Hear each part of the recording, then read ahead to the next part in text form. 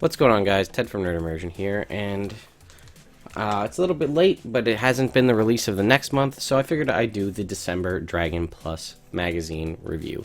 Again, if you're unfamiliar with Dragon Plus, it is Wizards of the Coast and Dungeons & Dragons' way to release Dragon/Dungeon magazine, but in a digital format rather than a physical print, which honestly makes a lot of sense. It's free also. But it doesn't usually have a ton of crunchy content. It's more lore stuff and kind of cool, interesting things that are going on. And it's free, and you can go ahead and download the Dragon Plus app to view it on the app, or go to dragonmag.com and you can see it here, which is what we're going through. Full stop. I read this magazine when it came out, and I haven't read it since. So some of this stuff might be me relearning it as we go through, but let's jump into it.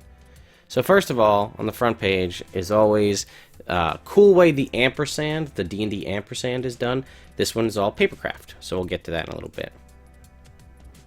So we're going to have some DIY stuff, ampersand. Again, this came out right around Volo's Guide, so some information on that.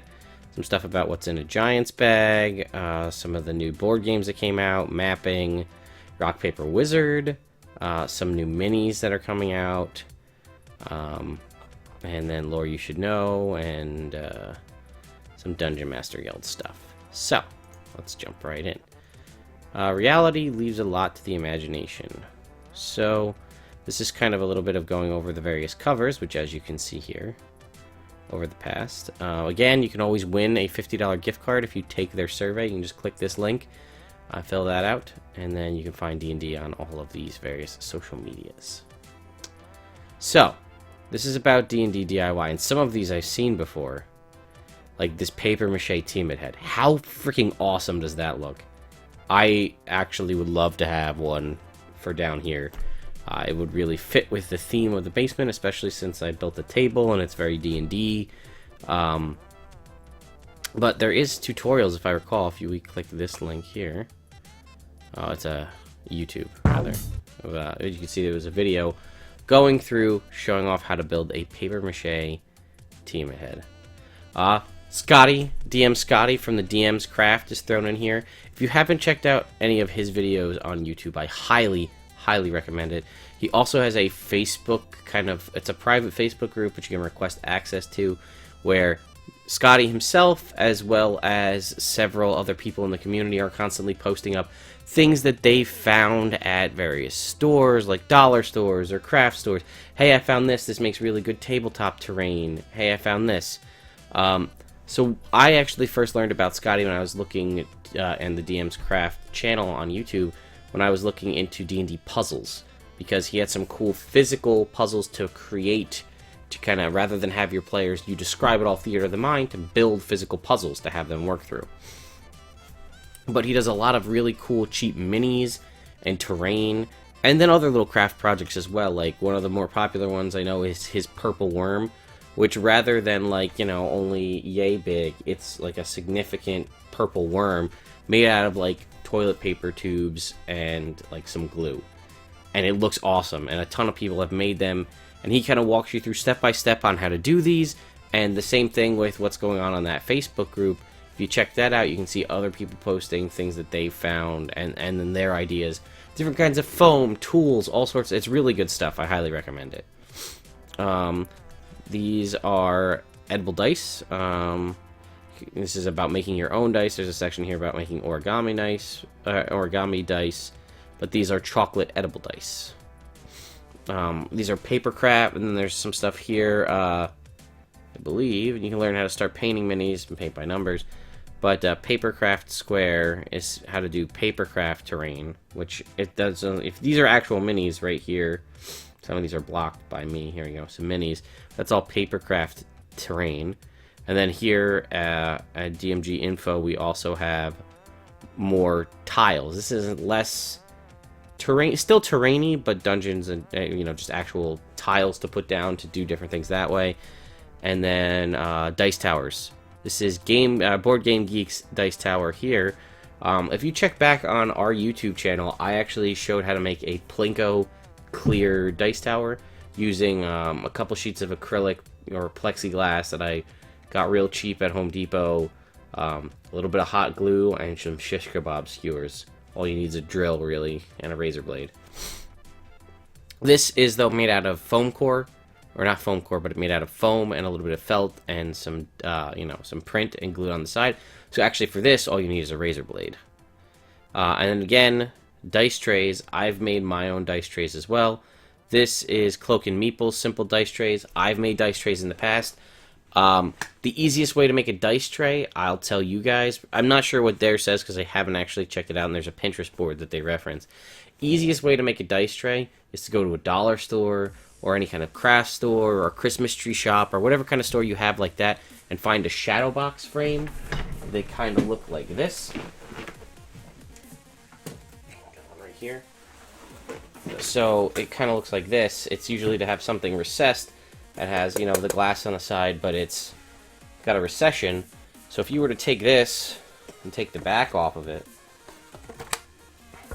take this little piece of paper out the back, if I could get it. There we go. You can see down in there, that's recessed. And you can get bigger ones and have a much larger shadow box frame. Right over here. Now this has some stuff in it, and there's a whole story behind that, but that's besides the point. You get the point, though. If this was flat bottomed and you put felt in there, you've got about 1 inch to 1.5 inch lip on there, so your dice aren't going to roll out of it. All you got to do, you can buy felt that comes with adhesive back on it, so you just go ahead and you can, if you really wanted to, you could even stick it to the glass that comes in the back of it, or you could just put a piece of, like the cardboard backs that go on the frames. That'd work. You could just put it on the glass if you want, but my only concern if you do that is if you roll really hard, or say you're using metal dice, you're going to run into the chance of actually breaking the glass, and then that could be dangerous. But anyway, it's just a little kind of DIY tip for you. And then this is all about dice bags. Tiffany teaches dice bags are, dice bags are pretty easy to make. There's not a lot of material involved, so it should be easy, even if you're not, a huge sewing expert. I'm sure you've all seen, there's tons of people who just use Crown Royal bags from Crown Royal Liquor. And then this is gaming tables. This one is from Shugs512. I remember looking this up when I was going to make mine, which you can kind of see back here. I do plan on doing a full write-up and maybe like a video sort of tour of the table to show you guys what I did. Mine, you can see this one is very high-end with the recessed cup holders and the dice rolling trays, and it's got electrical outlets built into it, although there was a little issues as far as coding goes, with as far as being up to code, I should say, with the electrical outlets in the side. And his are fancier cuts. They're 45-degree miter cuts and things like that, which are nice, don't get me wrong, but mine are all straight cuts because it's easier and it's less work. So I promise to go ahead and do a write-up for that. And that is the DIY stuff. Really cool things. It's cool. A lot of those websites and things like that and channels I'm actually quite familiar with because I use them for my own inspiration for various things. Pinterest, believe it or not, if you don't have it, is great for anything, really anything Dungeons and Dragons related. We have a pretty robust Pinterest at Nerd Immersion if you'd like to check that out. There's links to stuff in the description if you're interested. But for dice trays, for crafting minis, even for character creation, maybe you want to get ideas for look up pictures for the art of your character. There's a lot of that on there. If you're looking for, say, maybe even homebrew stuff, homebrew D&D things, are a lot of stuff is cross-posted there. If you want to cosplay any of your D&D characters, or just look up historical like leather armor or weapons. Now, granted, all this can be found in Google, but Pinterest is in a fairly easy to search format, and once you find one pinned board, you'll eventually find others. So, the ampersand here, let's go through. You can see this is all this is paper crafts. You can see all the folds and the hills and folds on all of the paper to go ahead and make this. This is by Dr. Robert Lang. He's one of the world's foremost practitioners of the art and science of origami. And here you can see all the effort that went into creating this. Is this a video? No, just a series of images into folding. Is this the entirety of the paper craft? Oh, holy shit, look at that. That's pretty cool. Some other examples of his origami. Look at that's pretty crazy intense. Little beetles. And then more information about langorigami.com if you'd like to learn more about him. There's a little bit of an interview at the bottom. This is a little bit past, unfortunately. Winter, I will say, by the way, that these seasonal holiday events in Neverwinter, if you haven't played them, at least for like the winter time, because that's the only one I've really experienced, super fun. I highly recommend it. Okay, so let's talk about, this is Concepting the Creatures is for Volo's Guide to Monsters. Again, a little bit of old news. Volo's Guide has been out in print. I'm sure most of you already have it, or at least have seen it. But it's still cool to hear about this. So, first up is the Death Kiss.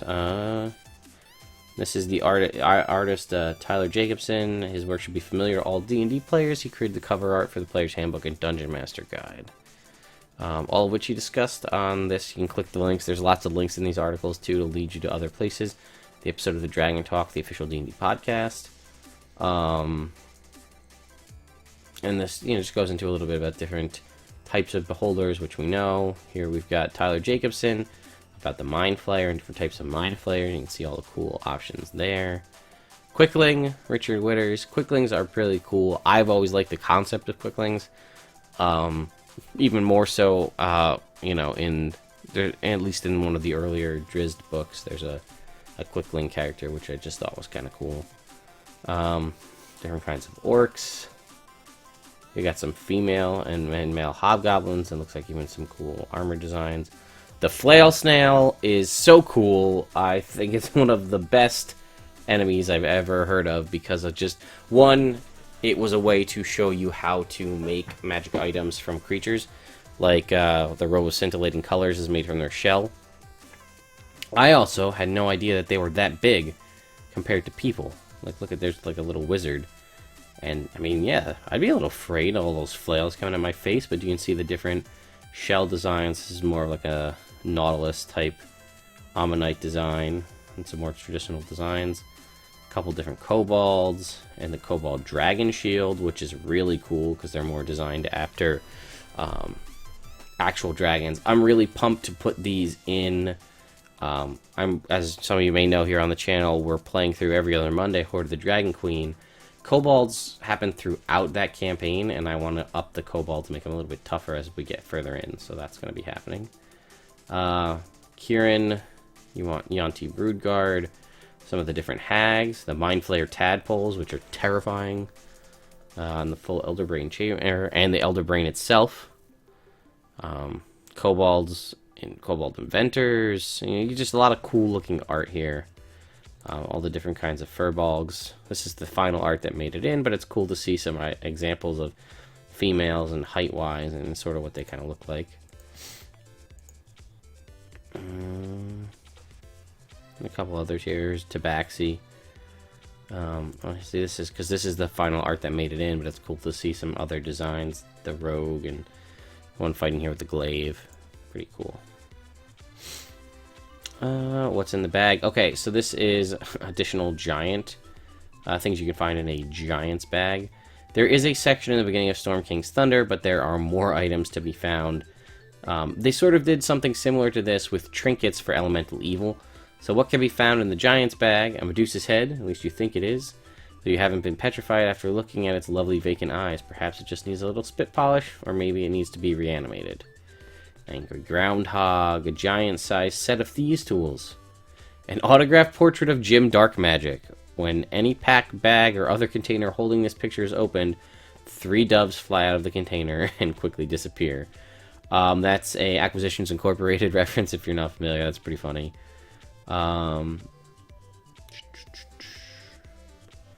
Huge jar with holes punched in the lid containing either a reindeer, a pony, a black dragon wormling, or a humanoid commoner. What? How cool would that be to roll? You get a black dragon wormling in a giant-sized container. I mean, granted, it's probably not gonna be, you know, imprintable, I guess, on you to be trained because it's been kept in a jar in a giant bag. But a reindeer would be kind of cool, or a pony. A pickled jar of goblin heads. A necklace of huge baby teeth carved with the symbols of giant gods. A massive egg of unknown origin protected by hay wrapped up in fine linens. A collection of badges and class cloaks kept in a threadbare coin purse. 1d6 chickens, 1d4 pigs, 1d8 bales of hay, and a battered scarecrow. Bottle filled with hot pepper sauce, concocted and brewed by fire giants.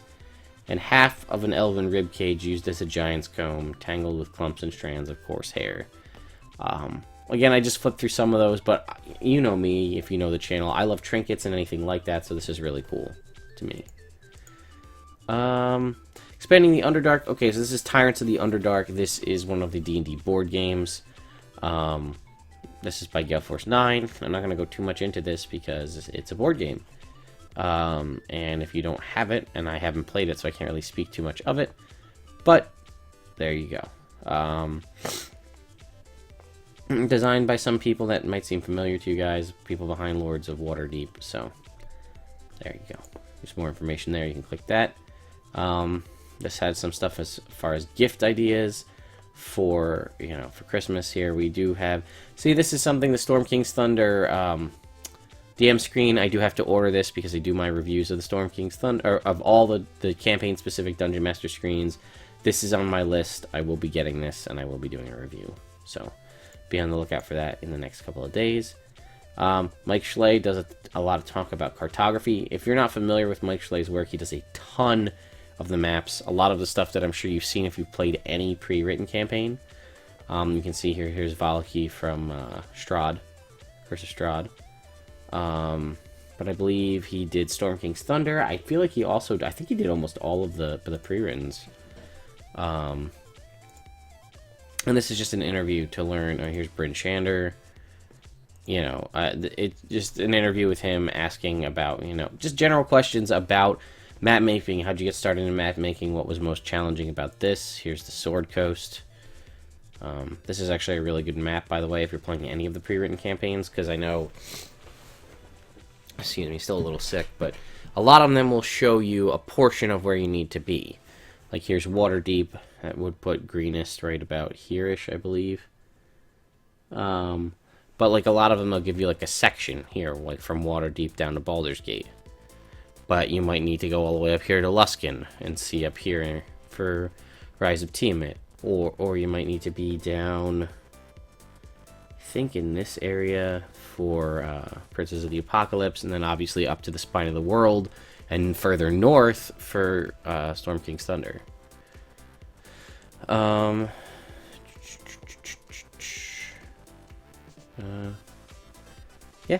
so we're going to move on from there. Rock, Paper, Wizard. Prepare for a magical battle involving strategy, tactics, and most of all, fun. Rock, Paper, Wizard is a brand new card game from WizKids, which combines spells, gestures, and a little bit of cunning, and a hint of luck to deliver a fast-paced party game for 3 to 6 players.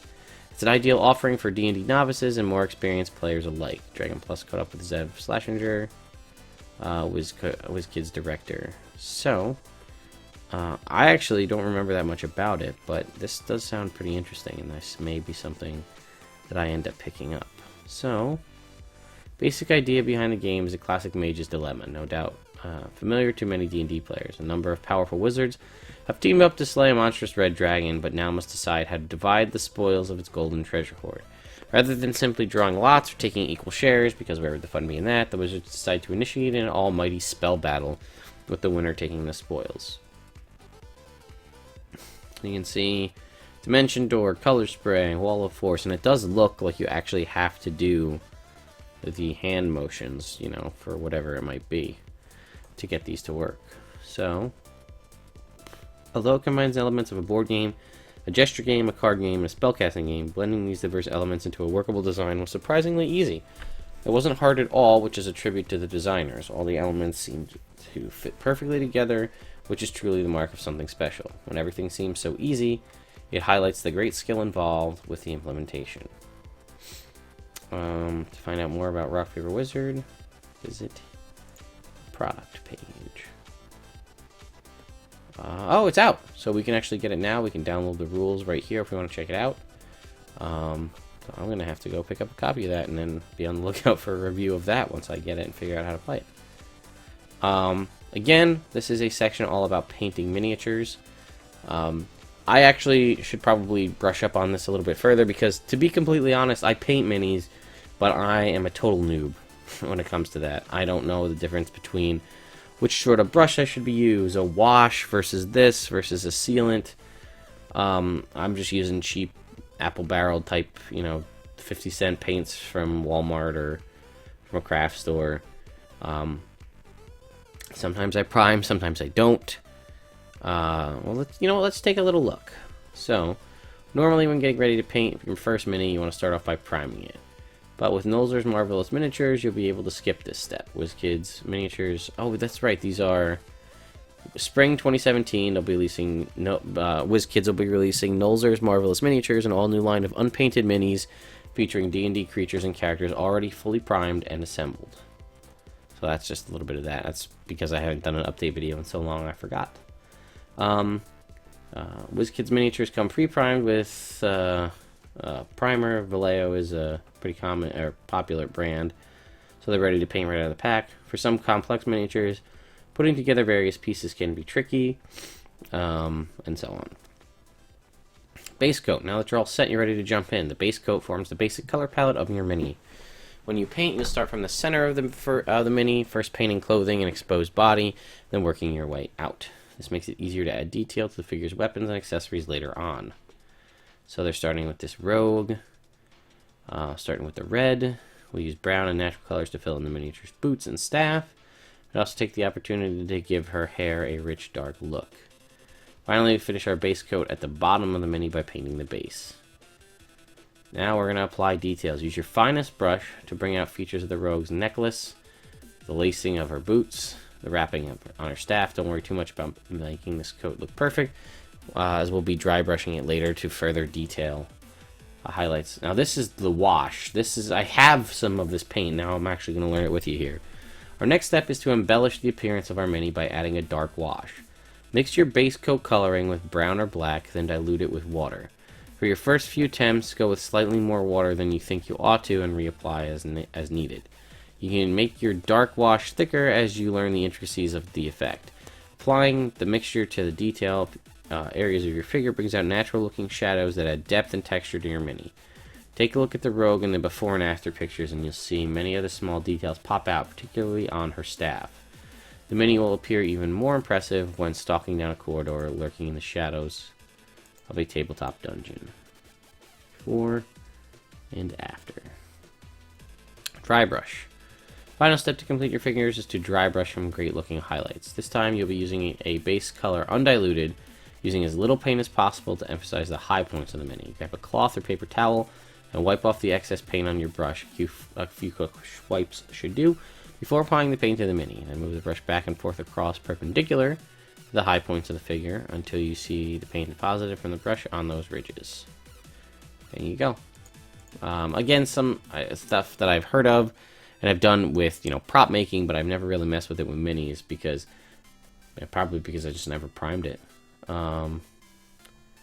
Some information on D&D design. These were the holiday cards that had come out. Again, we're a little bit behind the times here because we're already mid-January.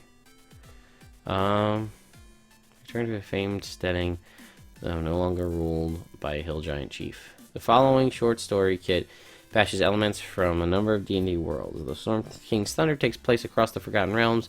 Its storyline felt like a compelling opportunity to consider how elements of the classic G123 Against Giants adventure modules might fit into that story, whether in Greyhawk as originally written or in the Realms. So speaking of that, Tales from the Yawning Portal is been announced, and I believe Against the Giants is one of the modules that's going to be in there. So I'm not going to read through all of this. This is a short story regarding, you can see it's quite substantial. Following up, as we said, about the Storm King's Thunder storyline, and how it would impact in other areas of the world.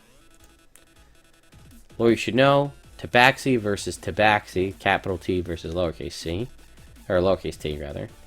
The Tabaxi are cat people, first featured in 1981 in the Fiend Folio of first edition AD&D. Looking at the totality of Tabaxi lore in D&D, they appear rarely and with minimal detail. The original Fiend Folio entry largely focuses on their combat capabilities.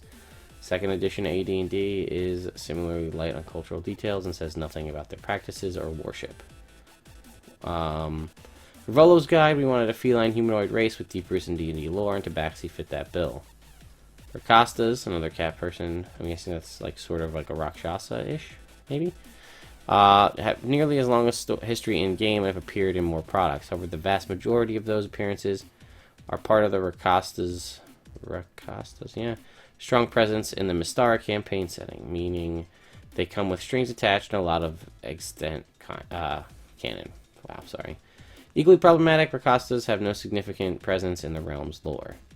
Volo's guide team talked to the pros and cons of each race and went, including the confusing fact that the realm says both Tabaxi and Tabaxi. Tabaxi with a capital T is the ancestral name of one of the number of human tribes that traveled east to Faerun from across the ocean. The Tabaxi were originally from a continent or island known as, God, these names, Katashaka, in some sources, and which is generally assumed to be a separate landmass than the area described by the Maztica campaign setting. The jungles of Chult adventure established that the Chultan and humans refer to themselves as Tabaxi, being the survivors of intertribal warfare among the emigrating human peoples. Further confusion about Tabaxi versus Tabaxi is shown by Fires of Zatal, an adventure set in Maztica. In it, there are no Tabaxi, but a Tabaxi NPC named Chioptol features prominently. Fires of Zatal also has a monster description of the race in the style of a monster manual, but with the added Maztican details, such as the fact that they speak an ancient form of Payet, and that Tabaxi tribes worship the various Maztican deities. We settled in Tabaxi because it offered more freedom and design in the design of the race. Volo's guide, we wanted to provide more cultural detail for the Tabaxi. Originally appearing in the first edition AD&D Monster Manual 2, the Cat Lord made some memorable later impressions, most notably in the Planescape campaign setting, but also in Greyhawk as a foil to Gary Gygax's Gord the Rogue, under the alias Rex Felis. Cat Lord was portrayed as a mysterious and arch-being of godlike power who claimed lordship over all feline creatures. Cat Lord is a charismatic character, and there's just something inherently interesting about him, so bringing him back alongside the Tabaxi offered many fun story opportunities. There's a section in there about the Cat Lord, sort of like a green sidebar. There you go. If you want to do your own digging about the Tabaxi, check out the following sources. There's a lot of DM's Guild stuff here. Tabaxi with a capital T, check out this. Tidbits about the Cat Lord can be found in a number of sources here. And for an unusual reference to the Cat Lord, check out the pocket entry in the Ravenloft appendix of the Monstrous Compendium. Best of the DM's Guild. So what do we have on here? This month we've chosen Priestess by Jason Thompson. Jason might be familiar to many Dragon Plus readers as the creator of our walkthrough map comics. Let's see if we have an example. Yep. These ones here where it shows the whole walkthrough of the entire campaign. That just jumped me to a whole nother issue. It did. Great. Okay, so we're heading back. Sorry guys, watch your eyes while I click through all these. Too far. There we go. Anyway, the Priestess is an ancient world divine class that is part cleric and part wizard. Priestess is heavily reliant on her idol, which contains a fragment of her chosen god and enhances her powers. Designed to be used as a player character class, the Priestess also comes with plenty of guidance on how to run members of the class's NPCs. We caught up with Jason to learn more about the creation of this totemic class, and there's information about the Priestess class. I may do a DM's Guild review. I have to get back on track for that, so and I believe that's it all about the Priestess. A little ad for Rock Paper Wizard. From the Dragon Archives, a grand tour of Great Stony. You can see some old editions here. Dragon number 86, back in the day. In last issue's welcome column, we heaped a bunch of praise upon Dragon Magazine's issue 86. Mentioned in passing in that article was the papercraft castle known as Great Stony. Here's a description. Considering this issue's emphasis on crafting and DIY, we thought it appropriate to take a look back at Great Stony, offering a PDF download of the original article and its 3D papercraft plans. We suggest printing the plans on light cardstock and constructing the castle yourself. In fact, we'd very much like to see it, and there's where you can post it, and here's where you can download it if you like. And then all the information about the original and the updates to the new one. Video and audio highlights, Critical Role, misclicks, community dedicated to promoting, uplifting, and supporting female role models in geek and gaming culture. Mike Schley again, time-lapse map making. And then we have some of the painting of the miniatures. I've seen some of these videos. These are painting the fancy Gale Force 9, the big minis. This is the Myrmidon specifically. There's a link to it right here. One day, we're going to get in there. I'm going to be excited when we show up in one of those. Unearthed Arcana Druid. This is the Circle of the Dreams Druid, it looks like. Which, if you're curious to see this actually be played in action, Katie, aka Lazy Mermaid, plays this in our Horde of the Dragon Queen campaign every other Monday. Maps of the month.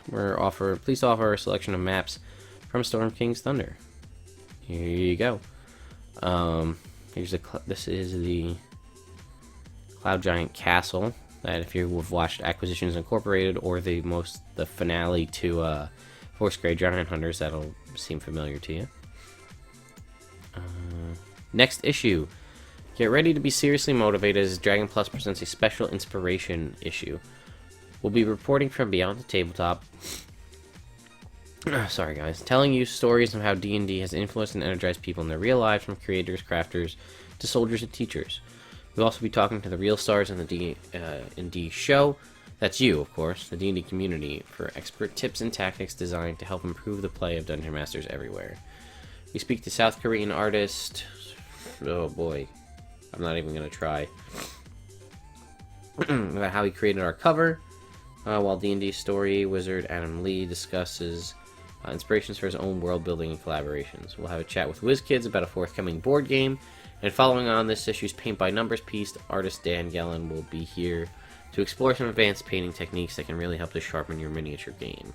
Of course, we'll also be full to the brim with regular features like the Best of the Dungeon Masters Guild, myriad treasures of Unearthed Arcana, a regular foray into D&D fiction, plus new maps of the month, and a Monster Lair comic.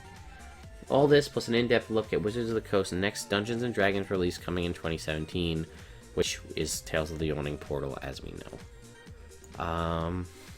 And then some credits.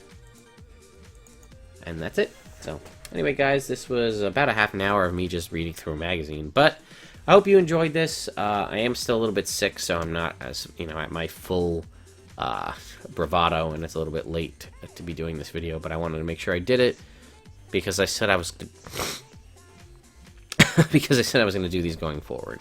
So, anyway, guys, I hope you enjoyed this video. Be on the lookout for me getting back to more of the classic content of the Kickstarter spotlights and the DMs Guild spotlights and the weekly update videos this weekend, as well as the first couple videos of our Curse of Strahd campaign.